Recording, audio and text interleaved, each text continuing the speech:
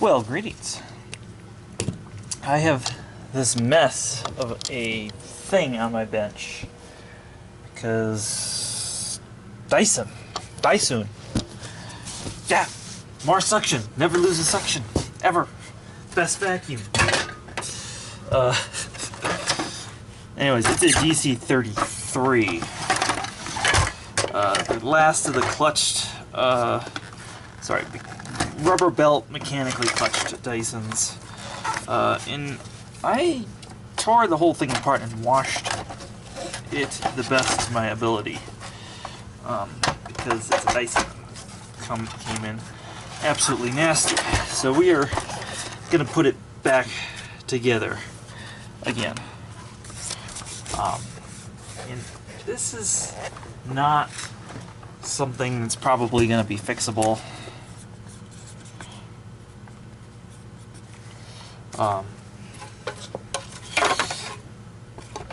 You know, at least budget fixable these days if you brought into a vacuum shop. Most of these are shot by now.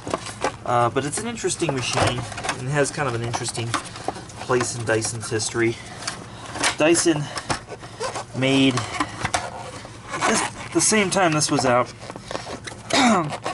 Dyson had just discontinued the DC28/DC27. They had the 41 and the 40 out, and they had the 24 out, still widely available still. So let me put this, I gotta get this motor and everything situated in here just right for this plastique. Anyways, so Dyson had basically gone to machines with all the swivel neck ball feature, which was well and good, but they were all significantly more expensive. They didn't really have anything in the sub $400 range for a while. They didn't have anything without a ball, so it left them with like Costco and some back shops and a relatively small market, but a market nevertheless, needing these sub $400 machines. So this machine sold, depending on if they're running a sale or not, you know, between $320 and like $380.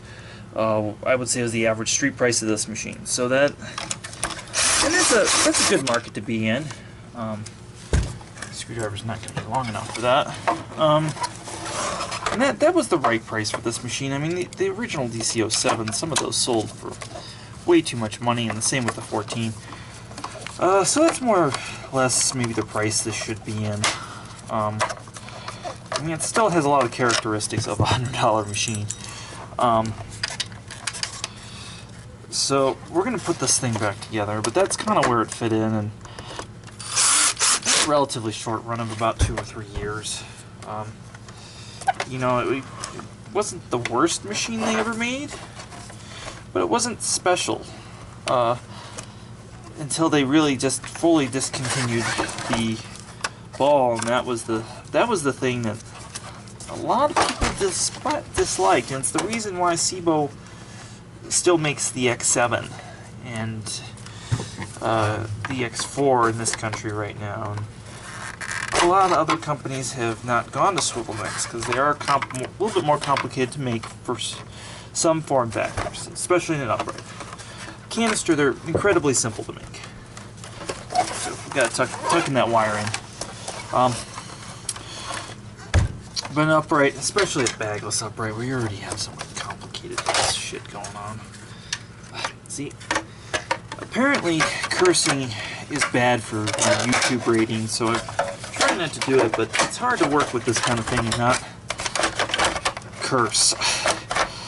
Because it is so bad. It is just horrible. So I've got 2 screw trays full of stuff, and it's going to all go back in the vacuum.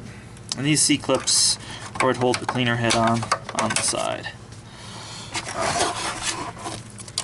Anyway, so this is basically the rebirth of an 07 14 with a whole different cyclone assembly on it, which I'll get to in a minute. So we're just putting the basics back together. I already took care of the clutch I actually chose to rebuild this clutch. I highly recommend replacing clutches versus rebuilding them. Not many people seem to get them right when they rebuild them, so I just usually say replace them. Alright. And another thing that this machine perpetuated was the, as we call it in the industry, the $100 belt change. And it would be more or less, depends on which shop you go to, but expect $100 when you need a belt change, because there are rubber belts in this clutch. You most likely are going to end up having to change that clutch. So this one came to me in a trade-in. I'm rebuilding it for sale because there is still a market for a Dyson that does not have a swivel neck on it. I like to call it a swivel neck, not a ball, because it swivels. That's the point. They didn't invent it, so they don't get credit for it. And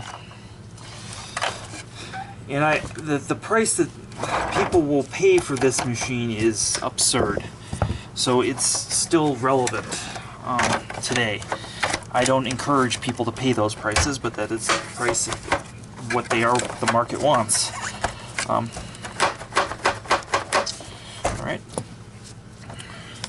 And flipping this hose makes all the difference in this tension.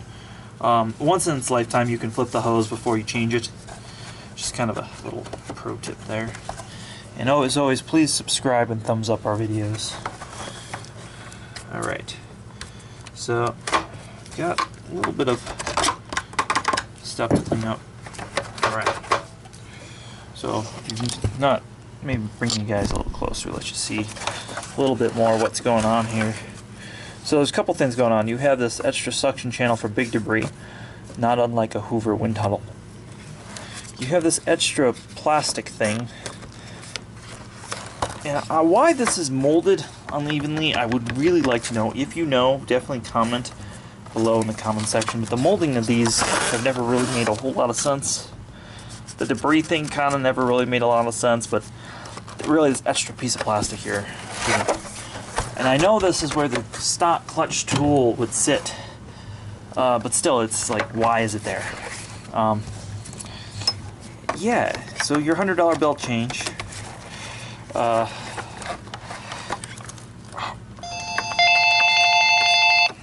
see, is that a telemarketer? A telemarketer, we're gonna let that ring. I'm trying to do this all in one take.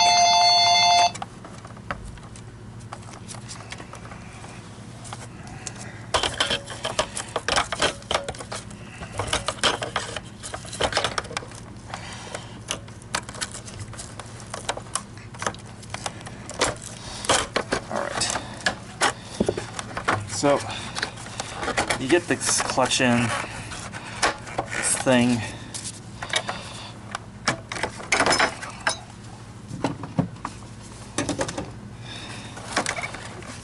Alright. So, again, complicated belt change, brush change. Can't be done by the customer. I'm sure somebody's going to comment saying, oh, I did it with a couple screwdrivers and some duct tape. And I'm sure you did, and I'm sure you broke something while you were doing it, so don't comment that you don't need the tool, because you do. You know, I've only done a few thousand of these. So one of the improvements is they made this clear U-tube. Clear U-tube. U, not Y-O-U. And this, I'm a big fan of clear ducts at some point in the vacuum, because you can tell if it's clogged or there's a blockage, and I think a lot of consumers still won't see it, but it's an attempt in the right direction. So we're going to put that on there. We're going to clean off the paint marks. How people get paint marks on the bottom back side of the vacuum means that they were hitting the wall with, when you right the vacuum, with this part of the vacuum. This is normal, but how they get paint marks under here, I don't know. Is there floor painted? Is that something something different? All right. So it just crunched on the valve, which tells me the valve is not seated properly, or there's something broken in the housing and I'm just wasting my time. something is just not right, and I can't put my eyes on it. I'm gonna...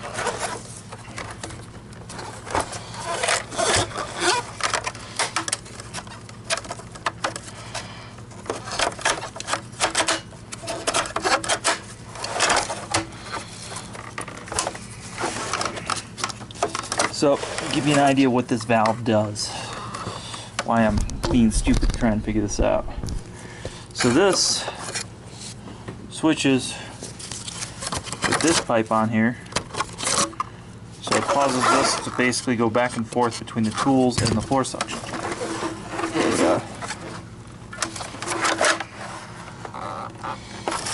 Again, something's not lined up, or I messed something up when I was putting it together.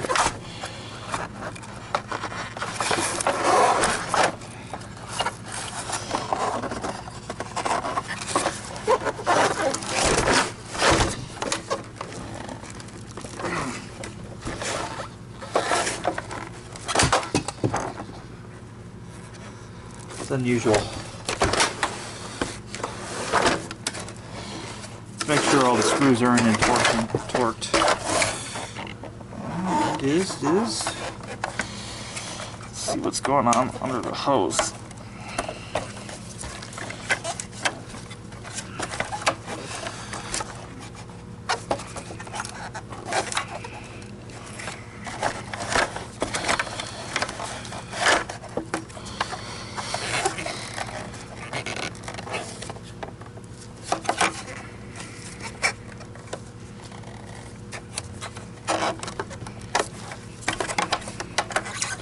Alright, so now that we've done that, fixed that, let's continue putting the rest of it together. One of the other changes that was done on this machine, they made the filter cover for the HEPA filter. It sits here, it's clear so you can see the filter. And they tell you importance, wash it every period of time. That is not telling you to wash it enough. These machines lose efficiency very, very fast. Maybe not as fast as like an old Hoover bagless, but within one vacuum you probably are going to need to rinse the premotor filter out. That brings me to another interesting point about this machine. Is that the premotor filter went from being on top of the cyclone to, first of all, to being cotton. They still kept this, but to being cotton. And then they moved it back down here. And I believe the reason for doing that, one, this machine shares its cyclone with another vacuum that I can't remember offhand. Maybe a 27 or an no, it's not 27. It does share its cyclone with another machine that I can't think of at the moment. But I think the main reason that they moved it here is when they removed it, all they did was remove the tab. They kept the piece separate, so people constantly were breaking these off or putting two filters in the machine who did know that the filter was there to maintain it. So they just kind of moved it back where people expected it to be. Again, kind of strange, but it's a Dyson. So we're going to move to the cyclone. So the main body of this is actually, the top part is its own assembly. It is not shared with a 14 or an 07. The bottom housing is shared with a 14. And this is shared with a 1407, and this is, and the clutch is, and the brush roller is. But it's got its own cyclone assembly. Again, very, very strange.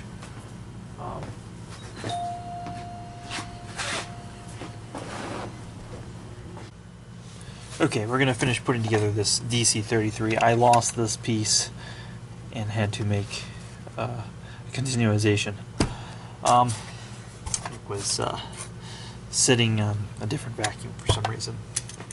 Anyways, so we're going to put together the DC33 cyclone. I think I mentioned earlier that these things were discontinued. They make limited runs of these that they sell to box stores. So you can, unfortunately, still find this vacuum.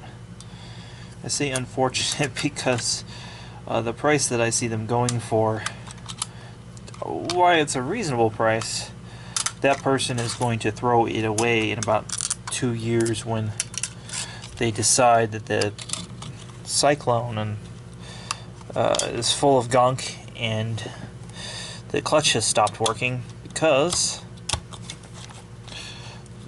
what I see for sale is under $200 new, you know, at Wally World. Okay, there's no reference point on here. That's interesting. The problem with that, of course, is if you price out a clutch, what it costs to replace a clutch, and my labor or anybody's labor, or even the price of the clutch, is going to make that kind of cost prohibitive to a lot of people. So I predict in a couple of years there'll be a lot of these things used on the market. I didn't realize they were still being produced. I was noticed them again at the box store the other night. So let's put this thing together. I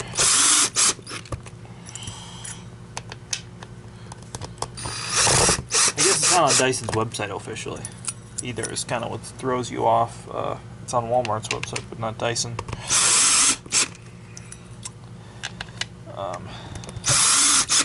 Alright, so that's together. It's one screw tray. There are a lot of little screws in this. So then this guy goes on here.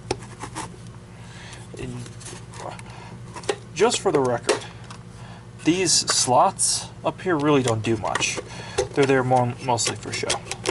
They're really not guiding the airflow any more efficiently. Again, it's a multi-cyclonic device. It's not meant to move air efficiently. It's meant to restrict airflow. For those of you unfamiliar with how cyclones work. So we're just gonna sneak this one back here. That one actually might get a bigger one. We'll see. Really low torque settings when you put these things back together. They don't require vast amounts of torque.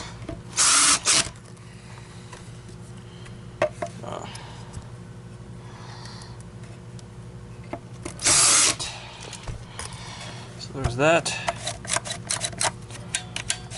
You want to make sure that that works like that. Alright. So if you need to juice something, this is definitely a Dyson juicer. I mean, Cyclone for DC33. It looks just like a juicer, though, when you look at it. Alright, so there's this rope gasket, and he sits in here. And, again, a lot of these gaskets don't seem... Why, the bottom gasket here is super important. This gasket, not really conceivably that important. I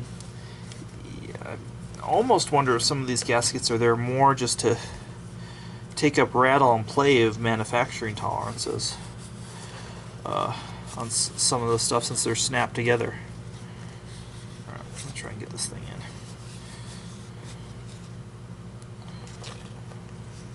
Alright. These are only made of the finest Malaysian materials. So I'm just going to join the Cyclone. And again, we're going to line up this little thing right here. You're just going to push.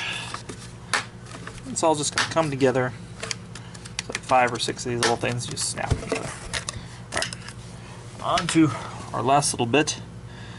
This guy, which new guys all seem to lose this in the industry, so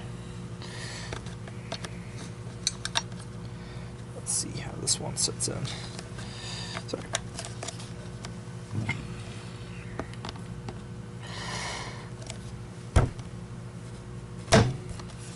I just hit the screwdriver with the back of my hand. I don't even want to hammer on that.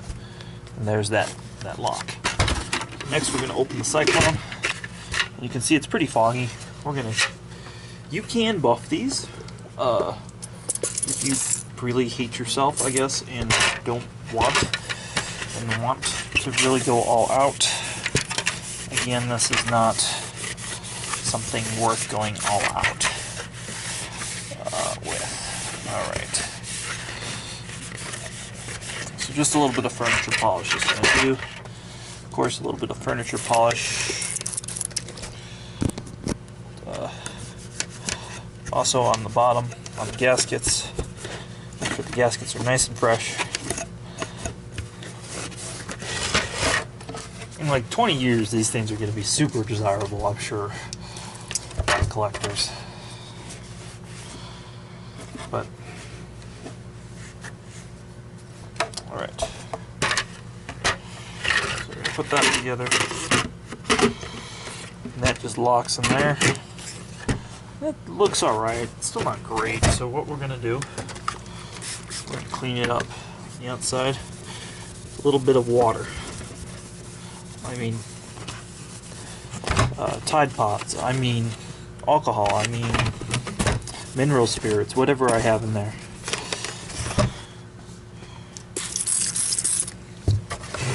Just sweep that up.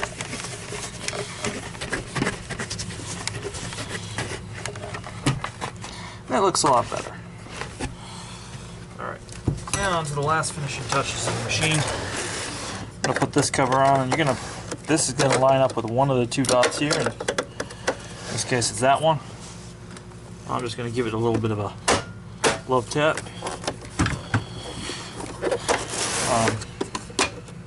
We are going to clean up all of these marks. I don't know if you guys can see how bad that is. It's pretty bad.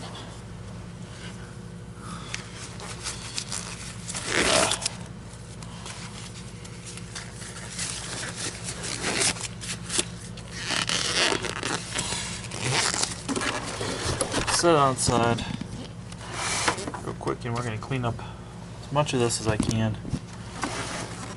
And aha.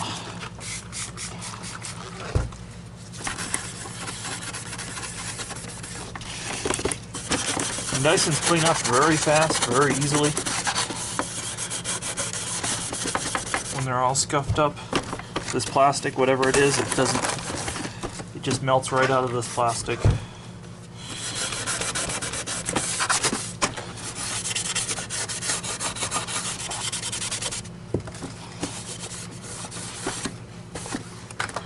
Within a very small period of time, I've removed all the marks. We're going to do the same on this other side.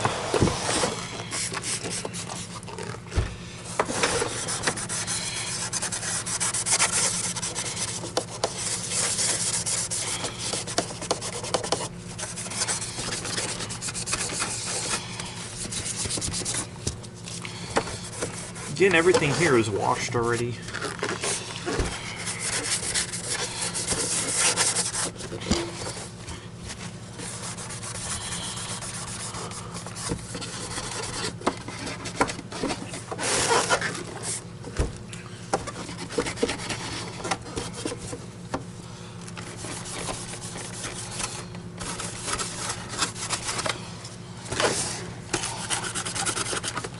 Interesting is how far up the machine these paint marks extend.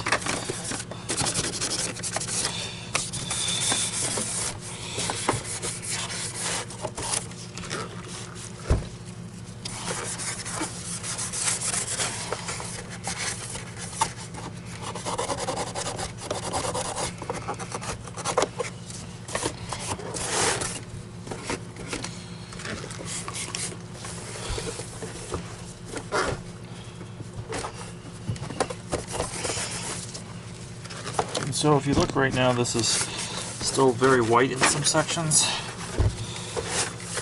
So now, after I wipe it down, back polish, tons of back polish.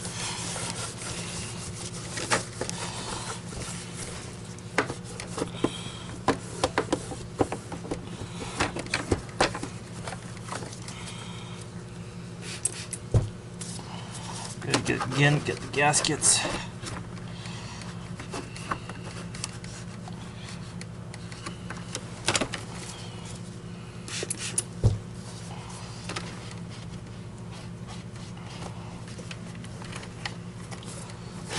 been completely washed out.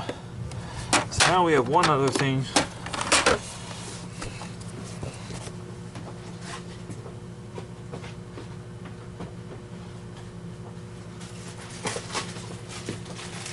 Which is a brand new HEPA filter needs to be installed. So I guess I should particle test it.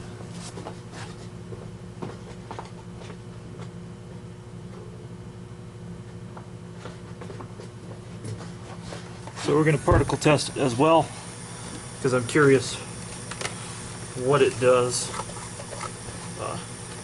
with the new filter installed, clean cyclone, fully serviced machine. Let's find out.